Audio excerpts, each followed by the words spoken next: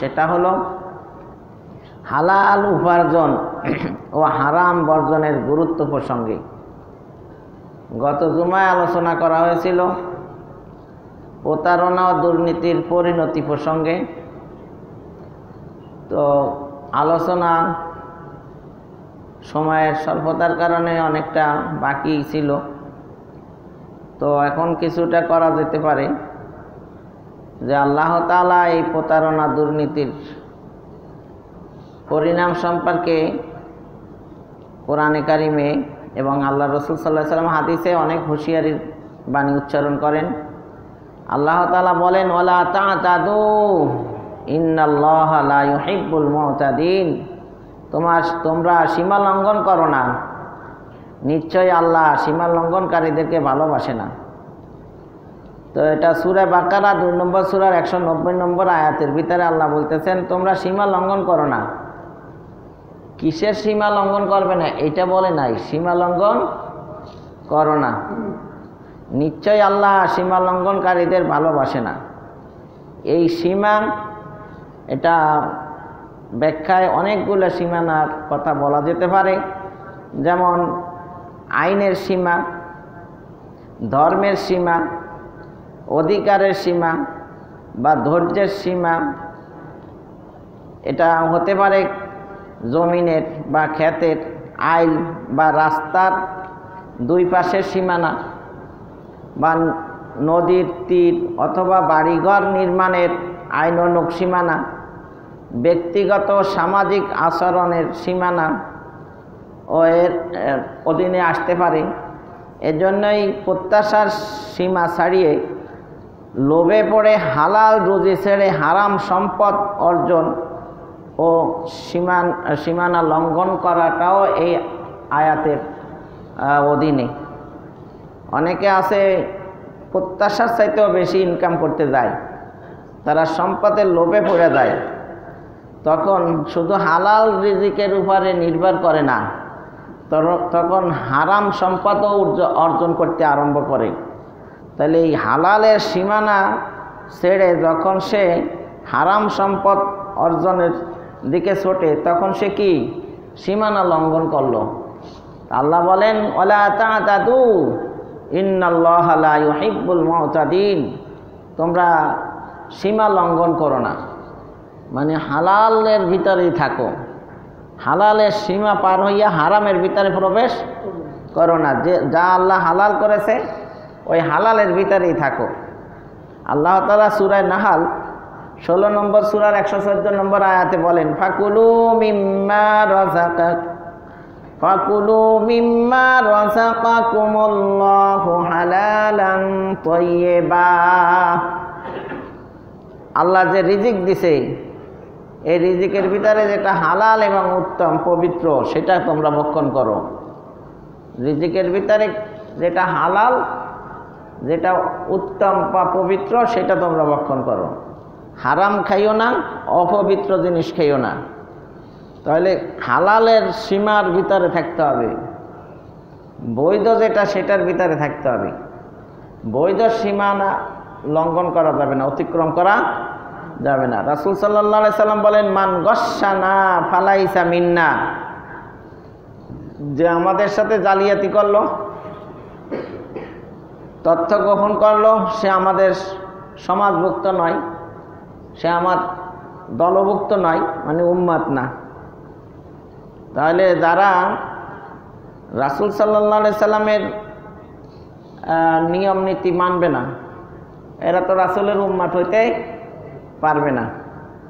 আল্লাহ রসুল সাল্লাল্লাহু আলাইহি সাল্লাম বলেন যে লা ইয়ারহামুল্লাহু মান লা ইয়ারহামুন নাস, যে লোক মানুষের প্রতি দয়া করে না, আল্লাহ তার উপরে দয়া করেন না। এই হাদিসটা আসছে জারির ইবনে আব্দুল্লাহ রাদিয়াল্লাহু তাআলা আনহু থেকে। তিনি বর্ণনা করেন যে হাদিসটা ইমাম বুখারী রাহমাতুল্লাহি আলাইহি তার একটি কিতাব আদাবুল মুফরাদাত এর অনুচ্ছেদের আপনার 53 নম্বর পৃষ্ঠা। আমাদের এখানে এই যে মসজিদ পাঠাগার এখানে আছে আদাবুল মুফরাদাত, খুব ভালো ফ্যামিলিগত ছেলে মেয়েদের আদব আখলাকের জন্য হ্যাঁ, অনেক সুন্দর একটা বই লেখছেন কে? ইমাম বুখারী রহমতুল্লাহ আলাইহি। এখন সব বইয়েরই বাংলা বেরিয়ে গেছে। তো অসৎ উপার্জন করে গাড়ি বাড়ি প্রভাব প্রতিপত্তি লাভ করার যে তীব্র আকাঙ্ক্ষা মানুষের মনে জাগে এবং শয়তান এইসব অপকর্মকে আকর্ষণীয় ও লোভনীয় করে সামনে তুলে ধরে। এর পরিণতি দুনিয়া ও আখেরাতে ভয়াবহ। অসৎ পথে উপার্জন দুনিয়া ও আখেরাতে লাঞ্ছনা, অপমান ও দুঃখ বয়ে নিয়ে আসে। যারা অসৎ পথে উপার্জন করে তারা দুনিয়া আখেরাতে লাঞ্ছনা, অপমান এবং দুঃখ কষ্টের ভিতরেই তারা থাকে। হারামে কখনো কি নাই? আরাম নাই। হারাম উপার্জন করে হারাম খাইয়া অবৈধ নিয়মে চলে কোনদিন শান্তিতে থাকতে পারে না। পরকালে প্রতারণা ও দুর্নীতির ভয়াবহ পরিণতি, এই ব্যাপারেই গত জুমে আলোচনা করা হয়েছিল। মানুষকে ঠকানোর সুযোগ সন্ধানী এই শ্রেণী সব যুগেই দুনিয়ায় ছিল। মানুষের ঠকানোর যে মন মানসিকতা কোনো মানুষের ভিতরে আছে, এটা শুধু এই জামানা না, অনেক আগের থেকেই কি ছিল। আল্লাহ তাআলা বলেন সূরা মায়দা, এটা 5 নম্বর সূরার 62 নম্বর আয়াতে, وَتَرَى كَثِيرًا مِّنْهُمْ يُسَارِعُونَ فِي الْإِثْمِ وَالْعُدْوَانِ وَأَكْلِهِمُ السُّحْتَ لَبِئْسَ مَا كَانُوا يَعْمَلُونَ। আর আপনি তাদের মধ্য থেকে অনেককে দেখবেন পাপে সীমা লঙ্ঘনে এবং হারাম ভক্ষণে ছোটাছুটি করছে, অবৈধ খাওয়াতে তৎপর। তারা যা করে তা কতই না নিকৃষ্ট, তারা যা করছে নিশ্চয়ই তা কতই না মন্দ। তাহলে কিছু লোক আছে যারা কি করে? পাপ কাজে সীমা লঙ্ঘন করে, হারাম ভক্ষণে ছোটাছুটি করে, অবৈধ খাওয়াতে তারা তৎপর। তারা হালালের পিছনে ছোটে না। কিসের পিছনে ছোটে? দিন রাত খালি মানুষকে ঠকাইব, কিভাবে প্রতারণা করব, ছলছতরি করব, নয়ছাই করব, ধোকাবাজি করব, প্রতারণা করব, ঠকবাজি করব, ভাইয়ের হক, বোনের হক, ফুফুর হক মারব। মানে কিভাবে মানুষের ঠকাইয়া নিজে জিততে পারে, সবসময় হারামের পিছেই ছোটে। এটা মানুষ সৎ কিংবা অসৎ যে কোনো কাজ উপর্যপরি করতে থাকলে আস্তে আস্তে তা মজ্জাগত অভ্যাসে পরিণত হয়ে যায়। এরপর তা করতে তার কোনোরূপ কষ্ট ও দ্বিধা হয় না। এই বিষয়টি প্রকাশ করার জন্য আল্লাহ তাআলা এই সূরা মায়দার 5 নম্বর সূরার 62 নম্বর আয়াতের শুরুতে বলেন ইউসারিউনা ফিল ইসমি, অর্থাৎ তারা দৌড়ে দৌড়ে গিয়ে পাপে পতিত হয়। বুঝতে পারছেন? কোরআনে কি বলছেন? ওয়াতারা কাসীরাম মিনহুম, আর আপনি তাদের মধ্য থেকে অনেককে দেখবেন। কি দেখবেন? ইউসারিউনা ফিল ইসমি ওয়াল উদওয়ানি ওয়া আকলিহিমুস সুহতা, তাদেরকে দেখবেন পাপে সীমা লঙ্ঘনে এবং হারাম ভক্ষণে ছোটাছুটি করছে, দৌড়াদৌড়ি করছে। তো ইউসারিউনা ফিল ইসমি, ইউসারিউনা দৌড়াদৌড়ি করার মিনিং, একটা লোক যখন প্রথমে একটা পাপ করে, এর আগে সে এই পাপটা কখনো করে নাই, তখন সে কিন্তু পস্তায়, কি কাজটা করলাম, ঠিক হইল না। তার মানে খুব বিষণ্ণতা, দুঃখ, মানে খুব কষ্ট পাচ্ছে মনে, তাকে ব্যথা দিচ্ছে, কাজটা করে আসে অনুতপ্ত হচ্ছে। কিন্তু দ্বিতীয়বার আবার যখন ওই একই পাপ কাজ করে, তখন অনুতাপের পরিমাণ একটু কমে, আবারও করে, এভাবে গুনার কাজ বারবার করতে করতে এখন আর ওর কাছে কোনো খারাপ লাগে না।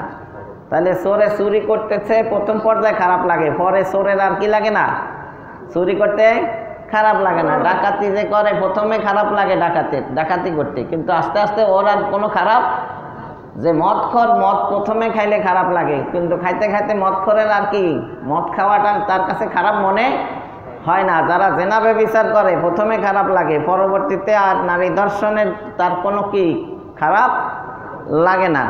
এই যে খারাপ লাগে না, বারবার তারা খারাপ কাজ করে, এটাকে কোরআনের ভাষায় বলছে ইউসারিউনা ফিল ইসমি ওয়াল উদওয়ানি ওয়া আকলিহিমুস সুহতা। তারা পাপের কাজে, সীমা লঙ্ঘনের কাজে আর হারাম খাওয়ার কাজে তারা দৌড়াদৌড়ি করে, ছুটাছুটি করে, মানে বারবার করতে থাকে।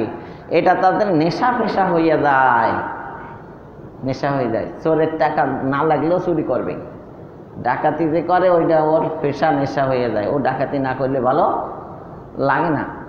মদখোর বারবার মদ খাইতে থাকে, তার মানে ওইটাই তার মজ্জাগত স্বভাবগত একটা অবস্থা সৃষ্টি হয়ে যায়। তো এটাই বললো যে ইউসারিউনা ফিল ইসমে, তারা দৌড়ে দৌড়ে গিয়ে পাপে পতিত হয়। আর যারা সৎকর্মে, যেমন নবী এবং অলিদের অবস্থা তুলে ধরেন আল্লাহ তাআলা কোরআনে কারীমের ভিতরে, ইউসারিউনা ফিল খায়রাত, অর্থাৎ তারা দৌড়ে দৌড়ে পুণ্য কাজে আত্মনিয়োগ করবে। এটা সূরা আম্বিয়ার 90 নম্বর আয়াতে বললেন। তাহলে সূরা মায়দার 5 নম্বর সূরার 62 নম্বর আয়াতে পাইলাম যারা খারাপ কাজ করে তারা দৌড়ে দৌড়ে খারাপ কাজের দিকে ছোটে, আর যারা ভালো কাজ করে নবী ওলিরা এরা দৌড়ে দৌড়ে পুণ্য কাজে আত্মনিয়োগ করে।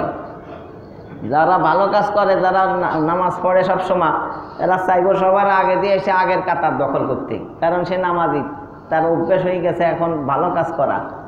এখন সে ভালো কাজে পিছে থাকে না, কোথায় থাকে? সামনে থাকে, আগে থাকে। তাহলে ইউসারিউনা ফিল খায়রাত।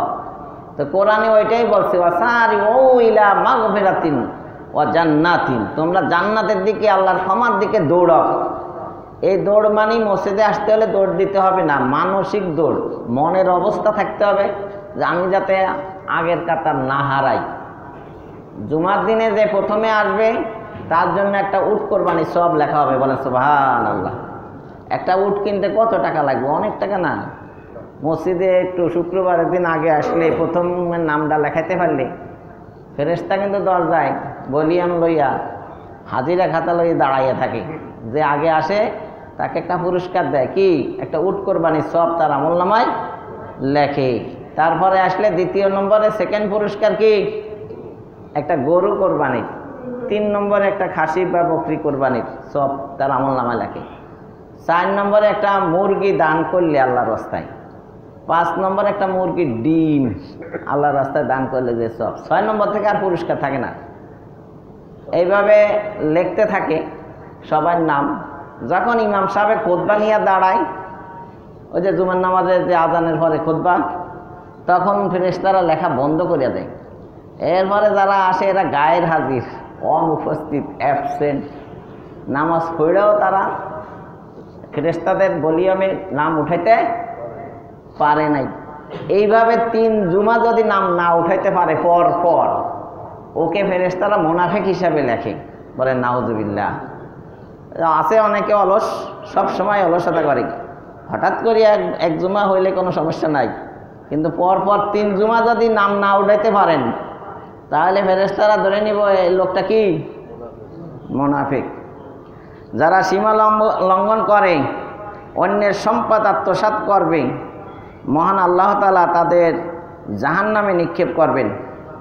আল্লাহ তাআলা সূরা নিসা 4 নম্বর সূরা 30 নম্বর আয়াতে বলেন, ওয়ামান ইয়াফআল যালিকা উদওয়ানা ওয়া যুলমান ফাসাওফা নুসলিহি নারা। আর যে কেউ সীমা লঙ্ঘন করে এবং অন্যায়ভাবে তা করবে, অবশ্যই আমি তাকে আগুনে পোড়াবো। আল্লাহ আগুন রাখিয়া দিছেন কাদের জন্য? যারা সীমা লঙ্ঘন করে। কিসের সীমা বলছি তো, অনেক সীমা হইতে পারে। হালাল ছাইড়া হারামের দিকে যাওয়া, এটাও কি সীমা লঙ্ঘন করা, আত্মসাৎ করা। এদের ঠিকানা জাহান্নাম। নবী করিম সাল্লাল্লাহু আলাইহি সাল্লাম আপনার ধোঁকাবাজ প্রতারকদের নিজের উম্মত বলে স্বীকার করবেন না, কেননা মহানবী সাল্লাল্লাহু আলাইহি সাল্লাম বলেছেন প্রতারক ও ধোঁকাবাজদের সঙ্গে আমার কোনো সম্পর্ক নেই। তিরমিজি শরীফের হাদিস, মান গশ্শানা ফালাইসা মিন্না, তিরমিজি শরীফের 1315 নম্বর হাদিস। কি বলছেন আল্লাহ রসুল? যে প্রতারক ও ধোঁকাবাজদের সঙ্গে আমার কোনো কি নাই। তাহলে হাসরের মাঠে এরা আল্লাহর নবীর সুপারিশও পাবে না। প্রতারক, ধোঁকাবাজ, ঠকবাজ, দুর্নীতিবাজ, এদের জন্য আল্লাহ রসুল সুপারিশ করতে আসবেন না হাসরের মাঠে। আর আল্লাহ রসুলের সুপারিশ ছাড়া আর কার সুপারিশই আশা করেন? হ্যাঁ, আল্লাহ তাআলার সামনে এমন কে আছে যে আল্লাহর অনুমতি ছাড়া সুপারিশ করবে? এমন কেউ নাই। আল্লাহ রসুল সাল্লাল্লাহু আলাইহি সাল্লাম হাসরের মাঠে সিজদায় পড়ে আল্লাহর প্রশংসা করতে থাকবেন। আল্লাহ তাআলা বলবেন, ইরফা রাসাকা ইয়া মুহাম্মদ সাল তুতা। হে মুহাম্মদ, আপনি মাথা উঠান, আপনি আমার কাছে কি চান আমি দিয়ে দেব। বলেন সুবহানাল্লাহ। তখন তিনি শুরু করবেন সুপারিশ করা, যে হিসাবটা আগে শুরু করে দেন। এই হিসাবও তো শুরু করবে না আল্লাহ রসুলের সুপারিশ ছাড়া।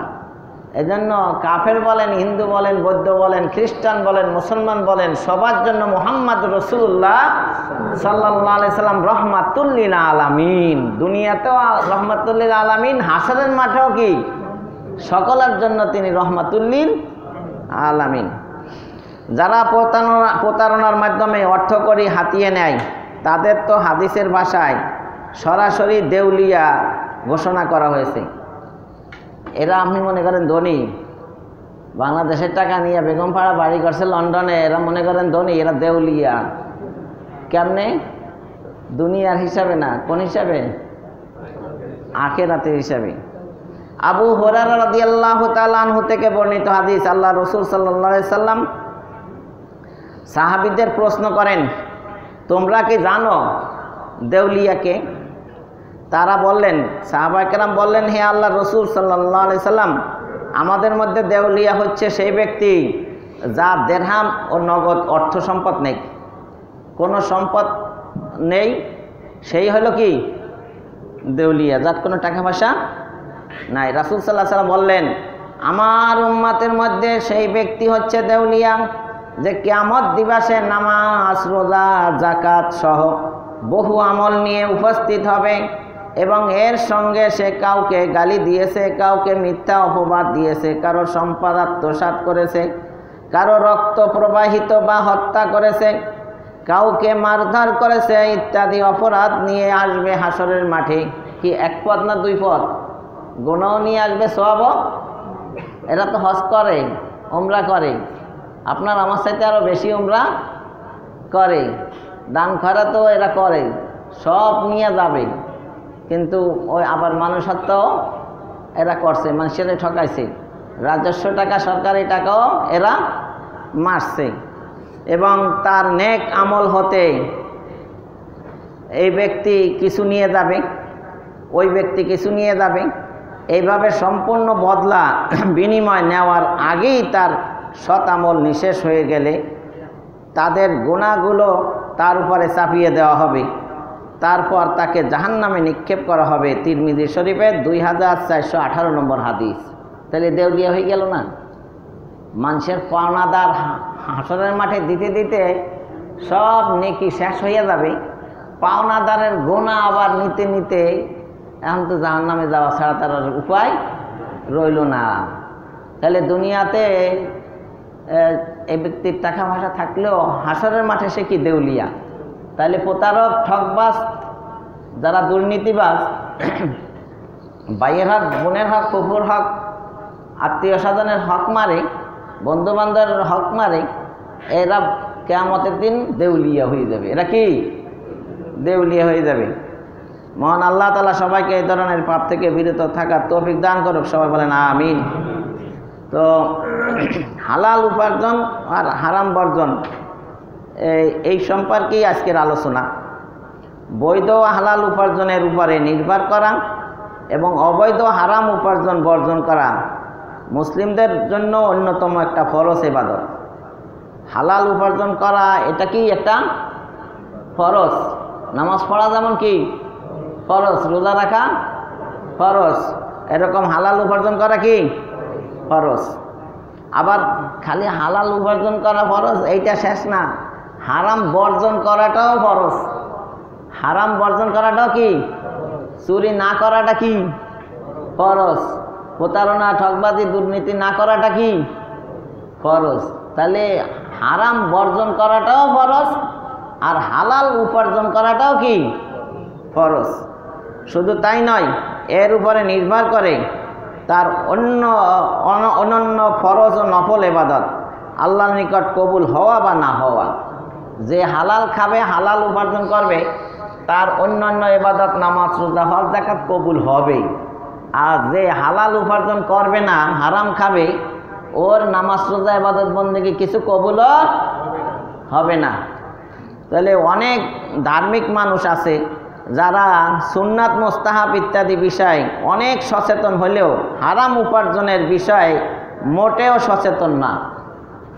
এর মাথায় টুপি খোলে না, দাড়িও আছে, পাঞ্জাবিও রাখছে, সুন্নাত মতে মানুষের সালাম কালামও করে, সুন্নাত নফলের কোনো কমতি তার নাই, কিন্তু সে হারাম উপার্জন ছাড়তেছে না।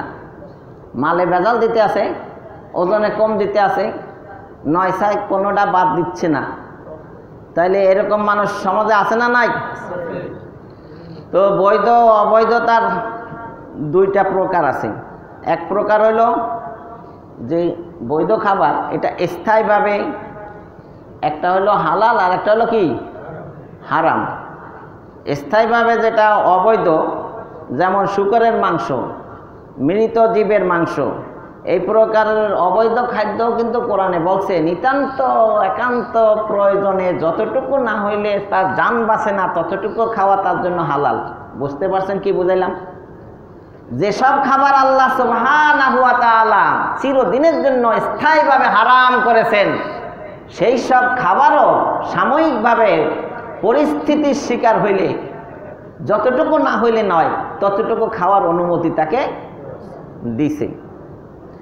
তাহলে দ্বিতীয় প্রকারের অবৈধ খাদ্য উপার্জন সংক্রান্ত, এটা হলো যেমন সুদ, জুয়া, ঘুষ, ডাকাতি, যৌতুক, আপনার অবৈধ ব্যবসা, এই জাতীয় অবৈধ খাদ্য কোনো কারণে বা কোনো প্রয়োজনে কোনো সময় বৈধ করেন নাই ইসলামে, বোঝেন নাই?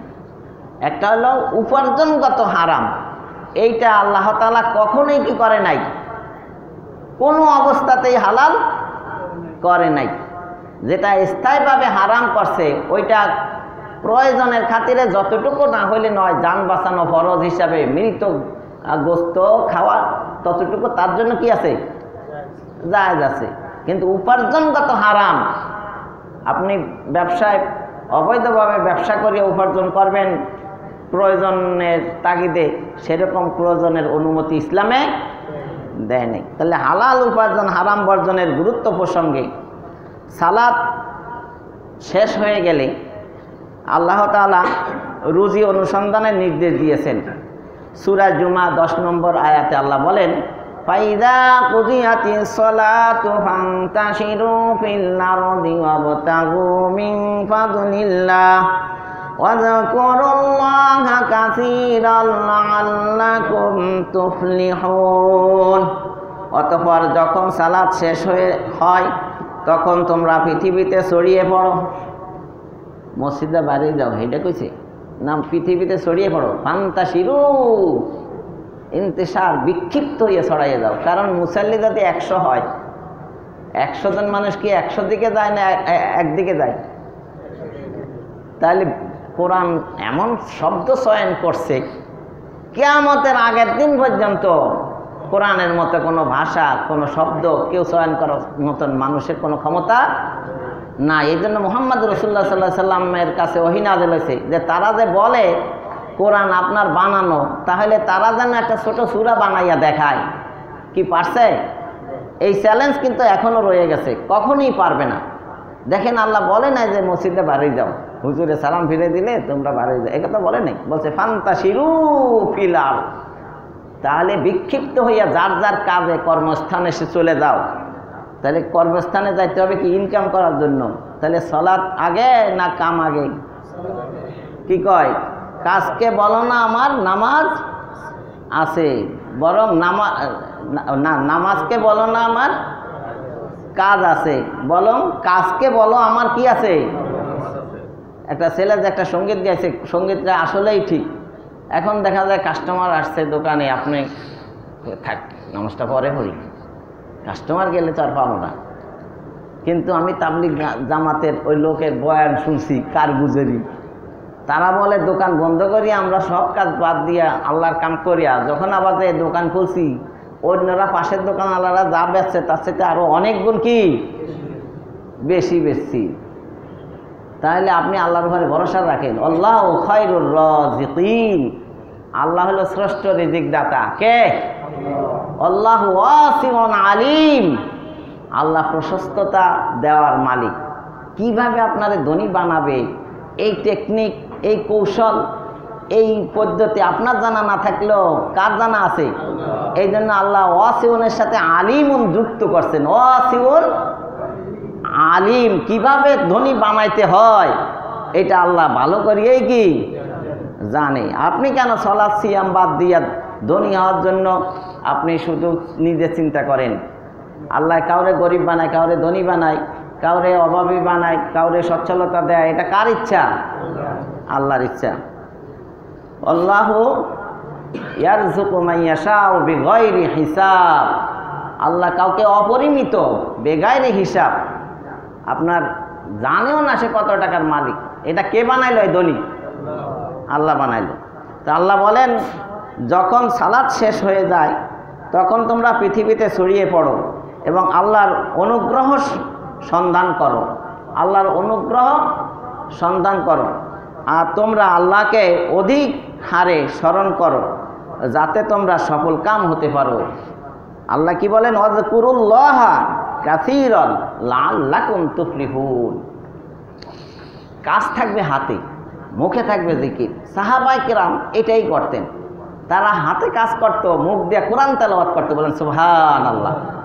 আল্লাহ বললেন তোমরা নামাজ শেষ হয়ে গেলে যার যার কাজে চলে যাও, কাজ তো করবেন হাতে, কিন্তু মুখটা বন্ধ রাখবেন কেন? মুখে জিকির করতে থাকেন। যারা বেশি জিকির করবে তারাই সফল হবে। আল্লাহ কি বলেন? ওয়াজকুরুল্লাহা কাসীরা, বেশি বেশি করে আল্লাহকে কি করো? স্মরণ করো। লাআল্লাকুম তুফলিহুন, তাহলে তোমরা সফল হবে। সফলতা তখনই আসবে। এটা ব্যবসায়িক সফলতা হতে পারে, আপনার জীবনের সফলতা হতে পারে, জান্নাত অর্জনের সফলতা হতে পারে, দুনিয়ার গাড়ি বাড়িরও সফলতা হতে পারে। আপনার জিকির বেশি বেশি করতে হবে। কাস্টমার নাই, দোকান চুপচাপ বসে রয়েছেন, চুপচাপ বসে থাকেন কেন? আপনি জিকির করতে থাকেন। আল্লাহ তো বলছে নামাজ শেষ হয়ে গেলে আপনার কর্মক্ষেত্রে চলে যান, সেখানে যাইয়েই কি কাস্টমার না থাকলেও বেচাকেনা করবেন? তো কাজ তো আল্লাহ আপনারা দুইটাই দিছে।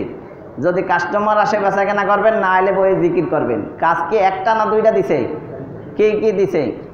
যে আল্লাহর অনুগ্রহ অনুসন্ধান করো, আবার মুখে কি করো?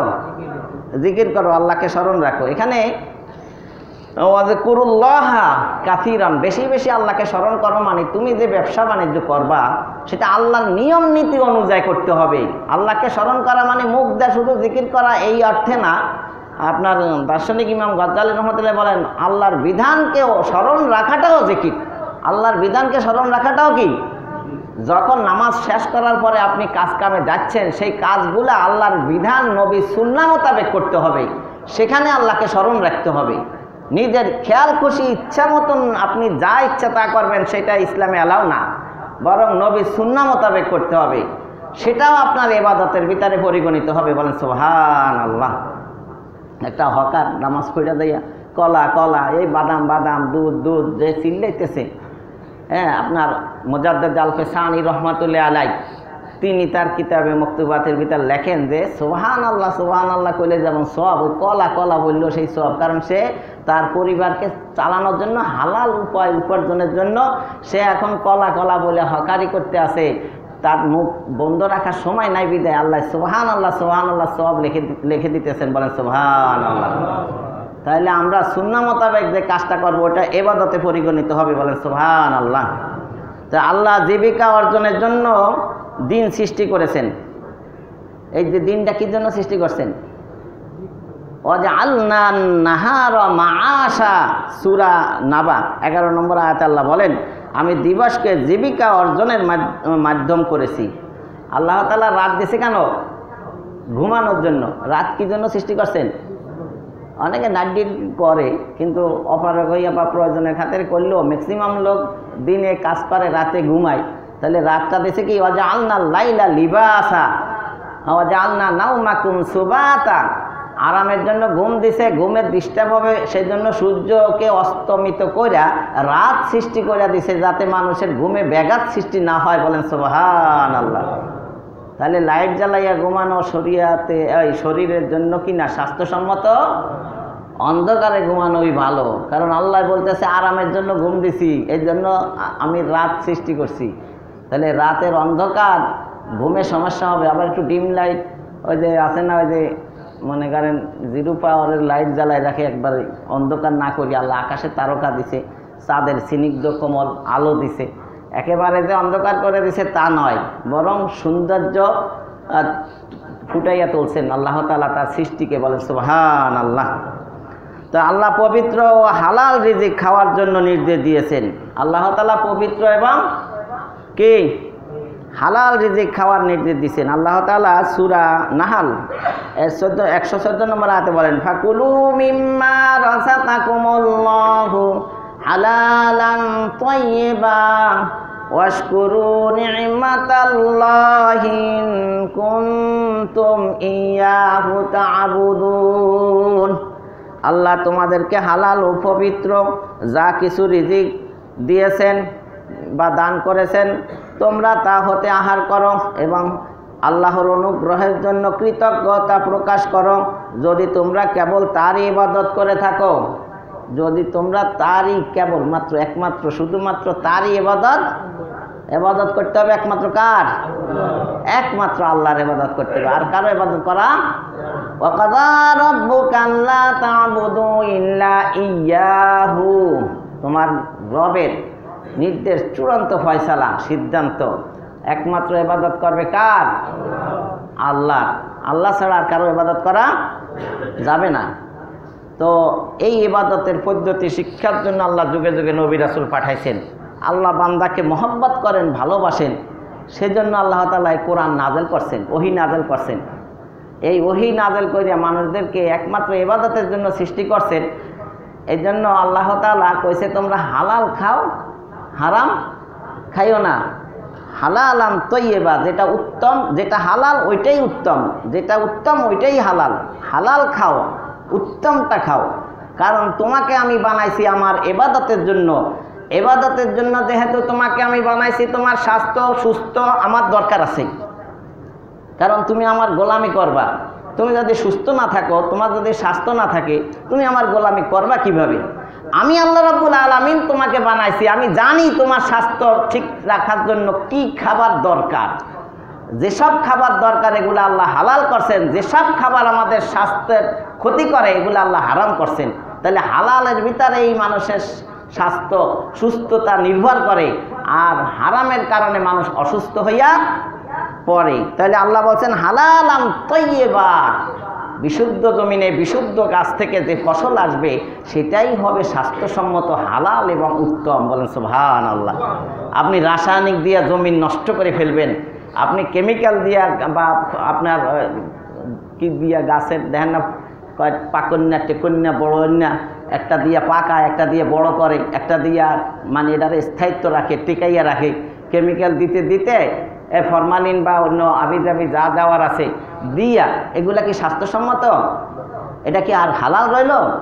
এটা এক তো হারাম হয়ে গেল, আর এক তো কি অনুত্তম, খারাপ হয়ে গেল।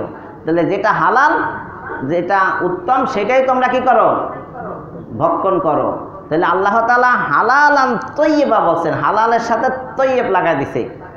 খাবারটা কখনো হালাল থাকে কিন্তু কেমিক্যাল যুক্ত হইয়া ওটা আবার কি হয়ে যায়? অনুত্তম হয়ে যায়, তখন আর তৈয়বা হয় না। বুঝেন নাই জিনিসটা? তাহলে কোরআনের ব্যাখ্যা কত সুন্দর, কত চমৎকার। শব্দ বিশ্লেষণ করলে বুঝতে পারবেন যে কি বুঝাইছে। অনতিরিক্ত বা অপ্রয়োজনীয় কোনো শব্দ আল্লাহ চয়ন করেন নাই। যেটা একান্ত প্রয়োজন, যেটা ওর সাথে সামঞ্জস্য তাত্ত্বিক, সেগুলো আল্লাহ তাআলা ব্যবহার করছেন। আল্লাহ বলছেন ফাকুলু মিম্মা রাযাকাকুমুল্লাহু, মিম্মা রাযাকাকুমুল্লাহ, তুমি যা খাইবে এই রিজিক কে দিছে? কার থেকে আসে? কার থেকে আসে? ওই পিয়নে আগে অনেক সময় যে মানি অর্ডার টাকা নিয়ে আসে, তো এখন তো মনে করে যে পিয়নে টাকা দিছে, টাকা কি পিয়নে দেয় না বাপে ফাটাইলে পিয়নে দিতে বাধ্য থাকে। তো অনেকে মনে করে জমিনে ফসল দেয়, জমিনে দেয় না, ওই যে পিয়নের মতন আল্লাহ অর্ডার দিলে জমিনে ফসল। তাহলে ফসল কি জমিনে দেয়? ফল কি গাছে দেয় নাকি আল্লাহ দেয়? তা আপনার কাছে তো এরকমই মনে হয়েছে। ওই এক হুজুরে দাওয়াত দিছে, আর এক লোক হুজুরের কাছে কি মাদ্রাসার এক ছাত্র লইয়া গেছে, যে টাইমে গেছে ওই টাইমে ওই লোক বাসায় নাই। সে বলে গেছে হুজুরে আসবে, একটা বাচ্চা নিয়ে আসবে, বলে দিছি তুমি পর্দার টলটা ঠেলে দিও, বাচ্চাটা নিয়ে হুজুরে দিব আনি। দেখো খাবার তো খুব সুস্বাদু হয়েছে, বাচ্চা নিয়ে দিছে। এখন যাওয়ার সময় কয় ছাত্র, কয় হুজুর আমাদের মাদ্রাসায় এরকম একটা পর্দাটা নাইলে ভালো হয় না? বলে ক্যা? কি সুন্দর সুন্দর খাবার আসে পর্দার তলদা। বাচ্চা মানুষ মনে করছে পর্দার তলদে খাবার তো আসে ভালো খাবারই, তো মাদ্রাসায় এরকম একটা টানাইলে তো আমরা ডাইল ভাত দিয়া দিন পার করার দরকার নাই। আর হুজুরে কয় আরে পর্দার তলদে খাবারকে পর্দায় দিছে নি, ওই বাড়ির মালিকই তো রান্না করিয়া বয়ে এই ঠেলে দিছে, তুই তাই নিয়ে আনছিস। আসলে কি পর্দায় দিছে না পর্দার ভিতরে আর একজন আছে? তা আমরা যে মনে করি ব্যবসায় আমারে খাওয়ায়, আপনার জমিনে আপনারে ফসল দেয়, আপনার বড় ছেলে চাকরি করে সে দেয়, বাড়ি ভাড়া দিয়ে চলেন, এগুলা সব হেজাব পর্দা। এই জন্য আপনার ফার্স্টের প্রশ্ন, সেটা মরার সময় হোক আর কবরে পরে হোক, মার রব্বুকা, তোমার প্রতিপালককে। এবার যে মনে করছে আমার বড় ছেলে আমার লালন পালন করছে, আর মুখ দিয়ে তো আর রব্বি আল্লাহ আসবে না। যে মনে করে আমার বিজনেস, আমার ব্যবসা প্রতিষ্ঠান আমাকে লালন পালন করছে, ওইটা না হলে আমি চলতাম না, তা সে তো আর রব্বি আল্লাহ আসবে না। তাহলে রবকে? আল্লাহ। তাহলে আল্লাহ যদি আমার রব মনে হয়, তাহলে হারামের পিছে দৌড়ান কেন? তাহলে তো হালাল নিয়েই থাকবেন। আর এই হালাল খাইয়া আপনি কি জান্নাতে যেতে পারবেন? লা ইয়াদখুলুল জান্নাতা জাসাদুন গুদিয়া বিল হারাম। এই হাদিসের শানে নজরুল হইল, আবু বকর সিদ্দিক রাদিয়াল্লাহু তাআলা আনহুর একটা গোলাম ছিল। গোলামটা যখন অমুসলিম ছিল তখন সে গণক ছিল। কি ছিল? প্রকৃতভাবে আলিমুল গায়ব কে? অদৃশ্যের খবর জানে কে? আল্লাহ ছাড়া কেউ জানে না।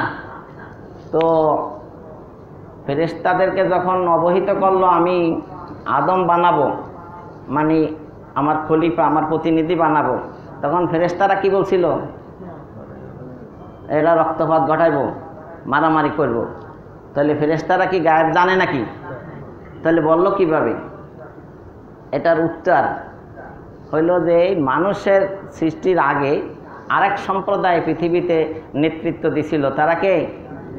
জিন জাতি। তারা যেহেতু মারামারি কাটাকাটি করছে, ওইটার উপরে ভিত্তি করিয়াই ফেরেশতারা বলেছিল আবারও মানুষ বানাবেন, এরাও আবার আগের মতন মারামারি কাটাকাটি। আল্লাহ বলছিল আমি যা জানি তোমরা তা জানো না। তাহলে গায়েব আল্লাহ ছাড়া কেউ? নবী তো অনেক কথা বলে দিছেন, আসমানের উপরে জমিনের নিচের অনেক খবর কইছে না? তাহলে নবীও তো গায়েব জানে। এটা গায়েব বলে না, এটা গায়েব ঠিকই, কিন্তু গায়েব এটা রসুলে জানে না, রসুলকে জানাইছে। আপনারা ফেসবুকের পোস্ট দেখে, সংবাদ শুনে, পত্রিকা দেখে অনেক কিছু জানেন।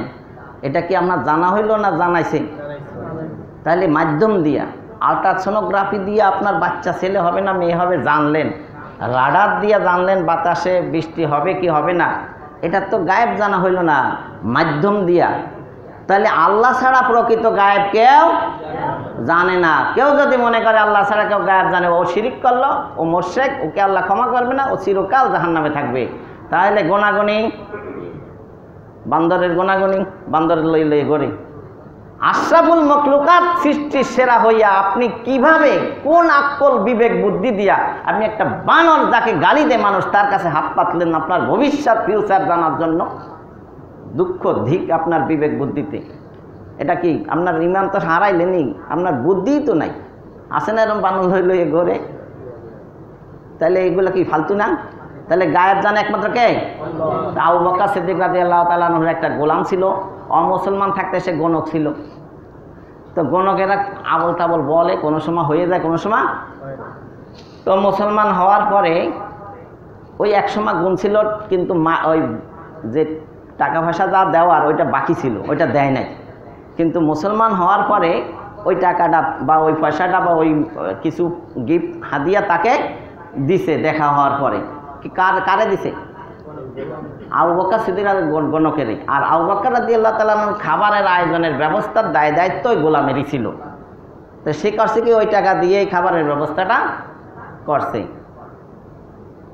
এটা হলো উরুদে হাদিস, মানে উরুদে হাদিস মানে এটা হলো হাদিসটা শুনে দেওয়ার কারণ, মানে এই হাদিসটা আবু বকর রাদিয়াল্লাহু তাআলা আনহু কখন বলছেন, কাকে বলছেন সেইটা বলতেছি। তো এখন উনি এটা স্বাভাবিক, ওনার নিয়ম ছিল যখনই কোনো খাবার গোলামি রেডি করতো জিজ্ঞাসা করতো কোত্থেকে আনছো, কীভাবে আনছো। কিন্তু ওই দিন আর কিছু জিজ্ঞাসা করেনি, এমনি মুখে গলতকরণ করে ফেলছে। সাথে সাথে জিজ্ঞাসা করলো, হুজুর আজকে যে আপনি কিছু জিজ্ঞেলেন না, আমি কোত্থেকে এই খাবার রেডি করলাম? আমার পেটে ক্ষুধা ছিল বেশি, তুমি বলো কোত্থেকে আনছো?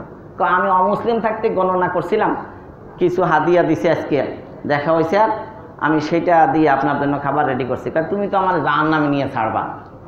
কারণ আল্লাহ রসুল বলছে লা ইয়াদখুলুল জান্নাতা জাসাদুন গুযিয়া বিল হারাম, হারাম ভক্ষণকারীর দেহ জান্নাতে প্রবেশ করবে না। এখন আর আবু বকর রাদিয়াল্লাহু তাআলা আনহু গলার ভিতরে হাত ঢুকাই দিয়ে বমি করার চেষ্টা করতেছে। খাবার তো অল্প, ক্ষুধার সময় অল্প খাবার খাইলে ওটা আর বমি হয়? বমি হচ্ছে না, জান বের হয়ে যাওয়ার উপক্রম। অন্যরা বুদ্ধি দিল, একটা কাজ করেন, বেশি করে পানি খান, তারপরে হাত দেন, ওই পানির সাথে বমি হয়ে যাবে। তারপরে যখন বমি হয়েছে এরপরে সে সুস্থি হয়েছে, মানে একটু নিজের সান্ত্বনা দিতে পারছে যে আমাকে আল্লাহ এবার জাহান্নামে দিবে না। এই জন্য তো আবু বকর রাদিয়াল্লাহু তাআলা আনহুরে 8টা জান্নাতের প্রত্যেকটা দরজায় তাকে ডাকবে, আবু বকর তুমি আমার ভিতর থেকে প্রবেশ করো। কেমন আল্লাহর ভয় ছিল। খলিফাতুল মুসলিমিন আবু বকর সিদ্দিক রাদিয়াল্লাহু তাআলা আনহু, প্রথম খলিফা। আল্লাহর ভয় কেমন ছিল আবু বকরের ভিতর, বুঝতে পারছেন? এবার আমরা দিন রাত হারাম খাইয়া কোনো চিন্তা নাই, টেনশন নাই, নাকটাই না ঘুমাই। লা ইয়াদখুলুল জান্নাতা জাসাদুন গুযিয়া বিল হারাম। डॉक्टर इकबाल बोले नाए तोरे लाहौती उस रिजिक से मौत से जिस रिजिक से आती है परवाज में कोताही। মানুষের রূহ যখন বের হয় তো দুই ধরনের লোক, কেউ নেককার কেউ বদকার। বদকারের রুহুগুলা উপরে নিতে চায়, কিন্তু ফেরেশতারা উপরে নিতে পারে না। মালাকুল মউত যারা দায়িত্বে আছে তারা উপরে নিতে পারে না, কারণ ও দরজা আছে, ওগুলো আটকাইয়া দেয়। তারা আর কোনো যাওয়ার পথ উপর দিকে না পাইয়া পরে সিজ্জিনে নিয়ে যায়, 7 জমিনের নিচে সিজ্জিন, ওখানে নিয়ে যায়। আর যারা নেককার তাদের রুহ নিয়ে যায় ইল্লিনে। কোথায় নিয়ে যায়? ইল্লিনে নিয়ে যায়।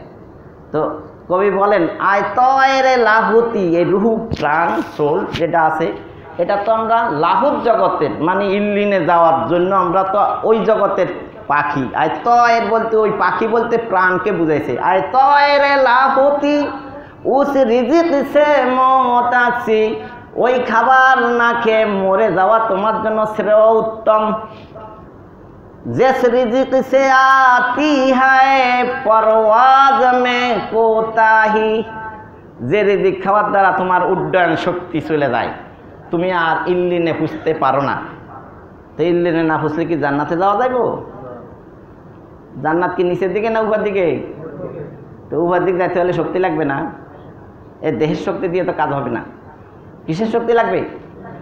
রুহের শক্তি লাগবে, ইমানের শক্তি লাগবে। সেটা তো হালাল না খাইলে এই শক্তি আসবে না। তাইলে হারাম খাইয়া জান্নাতে যাওয়া সম্ভব নয়। এখন অনেকে মনে করতে পারে যে আমি যদি অবৈধ পন্থা অবলম্বন না করি তাহলে আমার সংসার চলবে কীভাবে? এই মন মানসিকতা আপনার আসলো কেন? 1 মাস রোজা রাখিয়া পরিবারটা চালাইছেন, তখন না খাইয়েই তো অল ফ্যামিলি চলছেন। তো অবৈধ টাকা ঘুষ সুদ দুর্নীতি কইরা বাকি 11 মাস গোস্ত মাছ দিয়ে সংসার চালানোর মন মানসিকতা আপনার আসলো কেন? এটা তো মুসলমানের আসা উচিত নয়। পাশাপাশি কোরআন কি বলে? আপনি যদি সৎ থাকেন, আল্লাহু মাকফিনি বিহালালিকা আন হারামিকা ওয়া আগনিনি বিফাদলিকা আম্মান সিওয়াকা, পারেন না আপনারা? না পারলে ধনী হইবেন কিভাবে? এটা তো একটা রসুলের শিখানো দোয়া। যদি আপনি ফজরের পরে 3 বার, মাগরিবের পরে 3 বার পড়েন, আপনার কোনো অভাব থাকবেই না, ঋণও থাকবে না।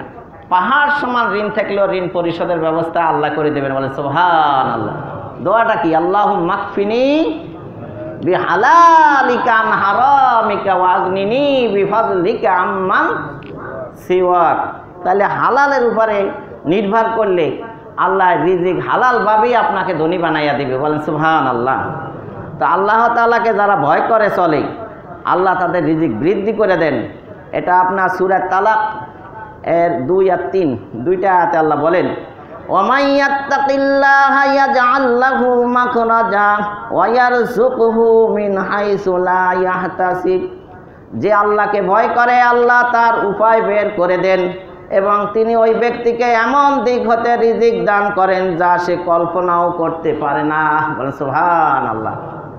আপনি আল্লাহরে ভয় করবেন, কোনো সময় মানুষের ঠকানোর চিন্তা ভাবনা করবেন না। পরকালের হিসাব দিতে হবে। তো যারা আল্লাহরে ভয় করে তারা 2টা কাজ করে, নেকির কাজ ছাড়ে না, পাপের কাজ করে না।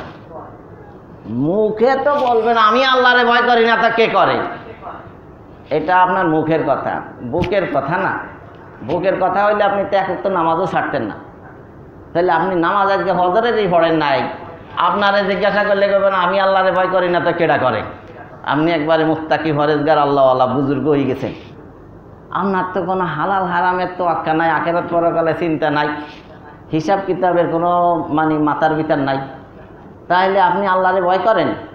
সত্যিকারে আল্লাহর ভয় যদি আপনার ভিতরে থাকে, আল্লাহ কোরআনে ওয়াদা করছেন আপনাকে আল্লাহ রিজিক দিবে এমন জায়গা থেকে যেটা আপনি কোনোদিন কল্পনাও করতে।